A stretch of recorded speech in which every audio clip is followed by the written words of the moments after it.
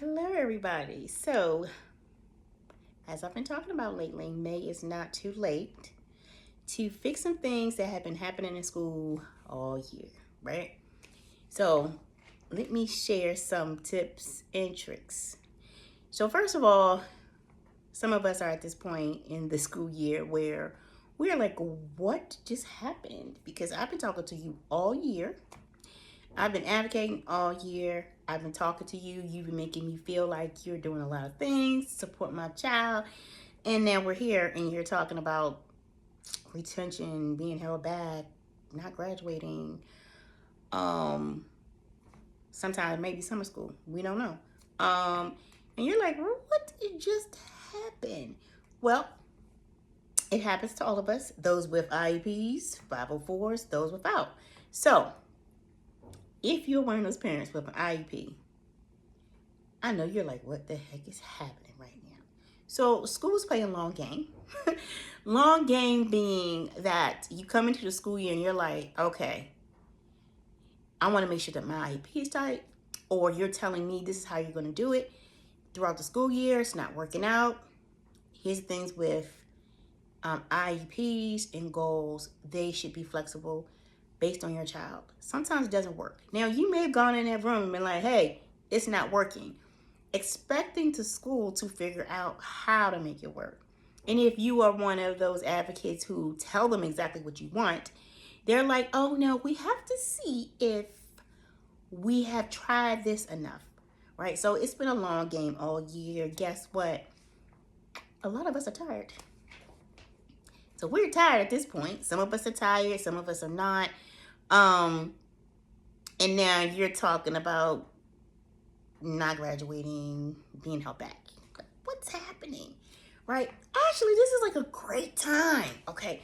This is a great time for you to get whatever you want.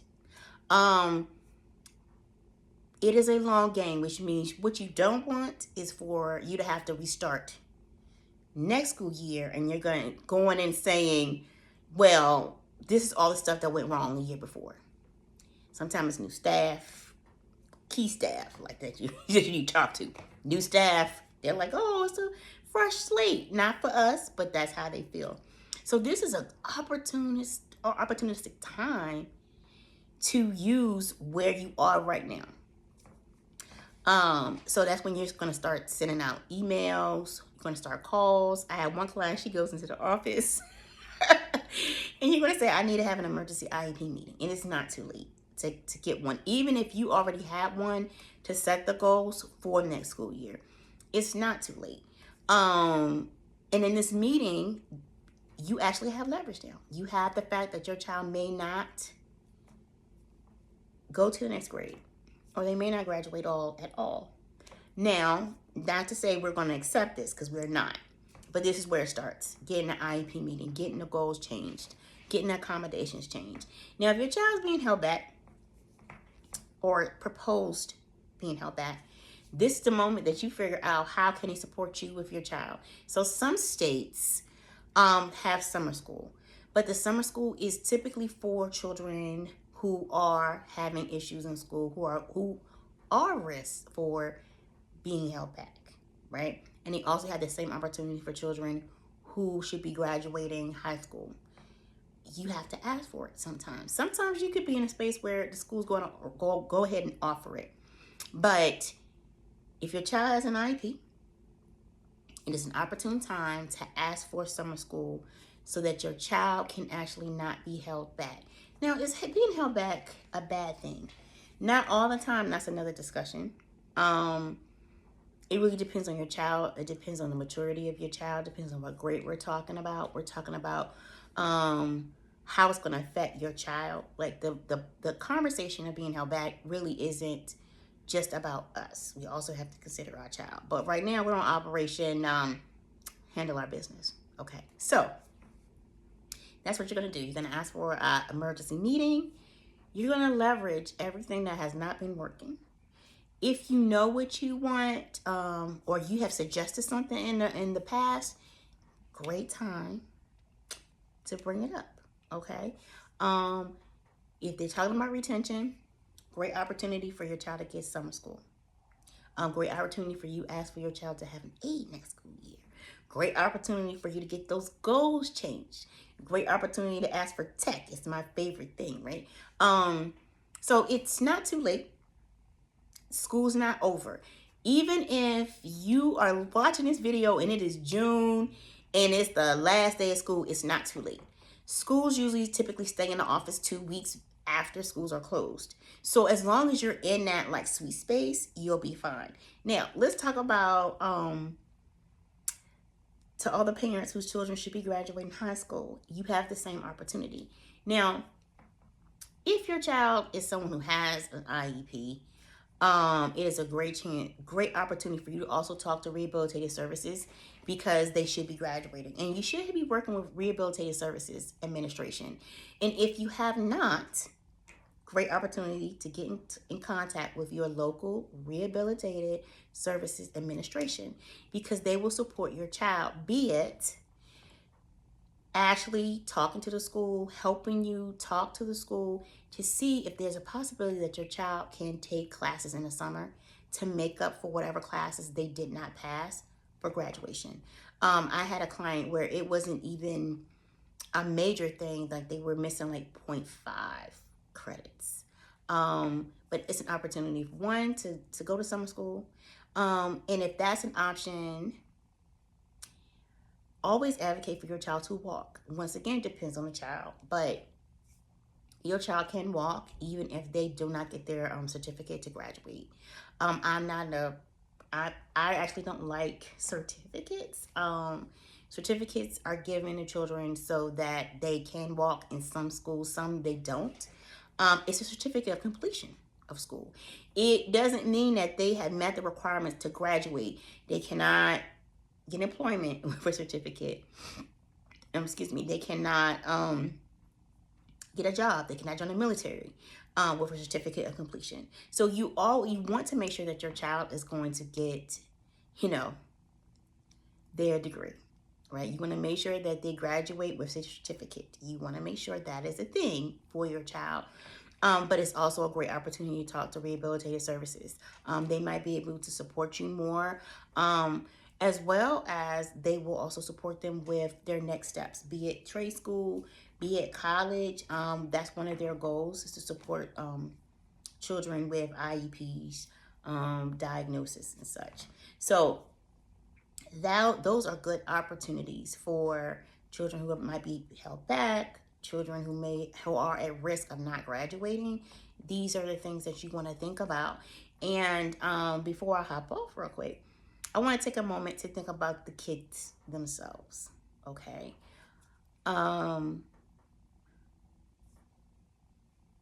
Listen, there's different children depending on the age. Now, you're talking about a high school student. There's a high chance that your child has basically been like, I already know what's going to happen. And them being told that they might not graduate is validation of that. And we want to make sure that we're letting our children know that this doesn't say that you aren't intelligent, right? There's always layers and different things. It's not a moment where, as parents, we tend to see our children as extensions of ourselves. And be it good or bad, right? Sometimes, my parent used to be the type of parent who was always, what did you do? But depending on what our children have been saying to us, so it's a great moment for us to reflect on conversations or things our child has said to let us know, like, they feel some way about school, or the staff or the teachers or faculty have said something to them where they may have been in a class where they clocked out. It's something for us to think about. For my son, yes, my son, and that's how I can come over here and give you these tips, because this is not the first time that I have had conversations like this for myself with my kids. And that's why I really feel strongly about sharing all of my experiences. Okay, no one should have to go through those moments without a rule book or some kind of tips and tricks to get through it, to support your child. So, in the past with my children, I usually advocate to go to summer school. Or I talk to them and talk about what can we do, what can be done to fill the gaps. Because it's also a moment that we need to think about what's not working, and how can we use our summer. Once we get past this moment, how can we use our summer? But for my son, we talked about what was going on and our options, because I always see myself and my kids as teams, and anyone who comes on, teachers, special education coordinators, therapists, always say welcome to our team. So he and I had a conversation about what was going on. So I knew that he wasn't really gelling with the teacher. She wasn't engaging enough for him. She and I had talked several times. It wasn't really working between us either. So, I'm advocating the entire time. So for us to get to a point where she is saying, well, he can't miss another day, because for us it was the attendance part. And that's side note, everybody always pay attention to how many days your child can have unexcused or excused absences, because it can and will be held against you in school meetings. So I'm always really mindful of that time. But we had something going on this year, so there were some days. But most importantly for that school, because it's virtual, if she calls his name and he doesn't respond, she marks him disengaged. With so many disengagements, then he's absent. And a lot of times I was in the room and she was calling him, and he didn't move fast enough, and she moved on. And I'm trying to tell him, like, you got to let her know that you're here. And he's like, I am, Mom. And I'm like, oh God, like, I don't know if anyone has a son like that or a child like that. But you just like, man, I ain't got time for that. But he and I talked about, like, the conversation I had with the teacher during our last conference, and she was saying that got to be really tight on attendance. So when we chose to visit another school, I knew that might be shaky. So I wasn't sure. And I was like, oh, wait, hold up. Is that going to put us in a place? But I also know that he's not happy where he is. It's not serving me either, to be honest with y'all. So we went on ahead and did that. But he and I talked about it. And I was like, for you to be able to go to the next grade, you're going to have to be tight. Like, everything's going to have to be turned on time.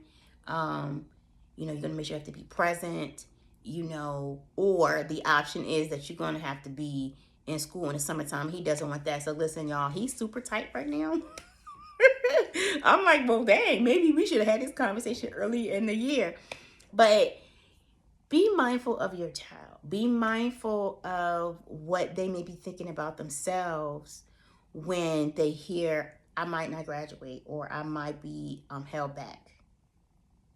For some of our kids, they already had a rough year. They already feel some kind of way about themselves. So that's just a validation that I'm not smart.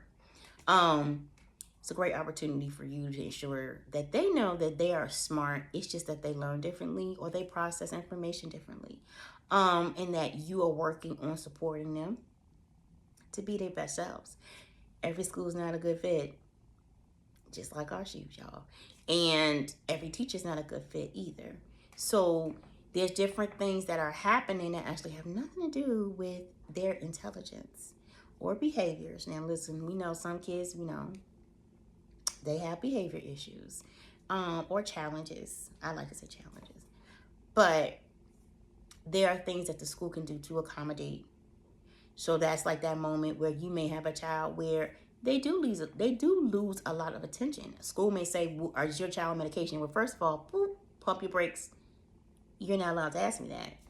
But second of all, that might be an opportunity for you as a parent to ask for, get this, for your child to have an aide that sits with them in class and brings their attention back. It's an opportunity to have an accommodation where they have to sit in the front. So as soon as the teacher sees that they've lost attention, they may do something small to bring them back in. So, there are little big ways and small ways to support our neurodiverse children. Okay? Just want to let you know.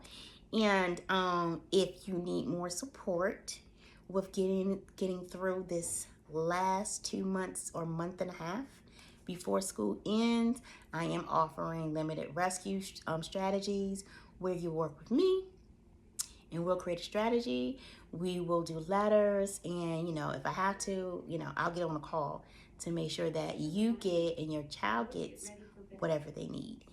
And I'm also hosting a webinar next week on the 22nd at 7 p.m. If you have time, please come and check it out. And I'm also doing a live Q&A. So you get to ask me all the questions if you have been moving to get everything done for your child before the school year ends. So until next time, everybody, be kind to yourself and your child.